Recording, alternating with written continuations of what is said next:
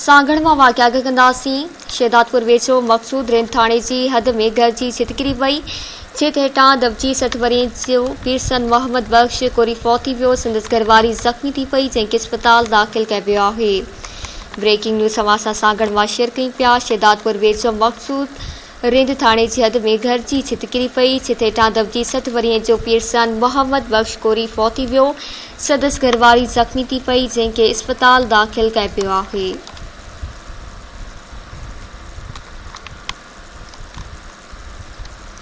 शहदादपुर वेझो मक़सूद रिन थाणे जी हद में घर जी छित किरी पई। छित हेठां दबजी 60 वरियें जो पीरसन मोहम्मद बख्श कोरी फौत थी वियो। संदसि घरवारी ज़ख़्मी थी पई, जंहिंखे अस्पताल दाख़िल कयो पियो आहे। ब्रेकिंग न्यूज़ समाचार सागड़ मां शेयर कयूं पिया। शहदादपुर वेझो मक़सूद रिन थाणे जी हद में घर जी छित किरी पई आहे।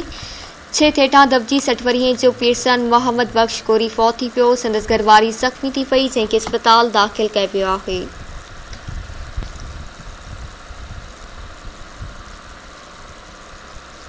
ख़बर अवां सां शेयर कयूं पिया। शहदादपुर वेझो मक़सूद रिन थाणे जी हद में घर जी छित किरी पई आहे।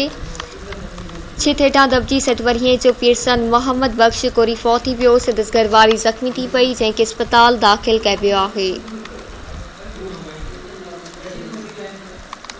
तफ़सील ॻाल्हि कंदासीं सागड़ मां धरती टीवी जे रिपोर्टर रशीद मक्सी खां। जी रशीद, आगाह कजो।